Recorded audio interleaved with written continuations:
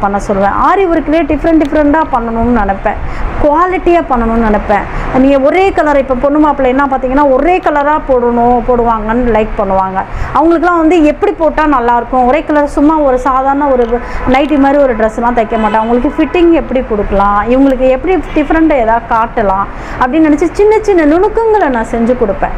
அப்போ செஞ்சு கொடுக்குறப்ப கஸ்டமரும் நல்லா சாட்டிஸ்ஃபை ஆகிடுவாங்க, அவங்களுக்கு ஃபிட்டிங்கும் கரெக்டாகிடும். அப்போ நம்ம செய்கிறது சரியாக இருக்கணும், சரியாகவும் இருக்கணும், அதில் வந்து ஒரு புதுசாகவும் ஒரு விஷயம் அதில் இருக்கணும். அந்த மாதிரி புதுசாக யோசித்து நான் செய்வேன்.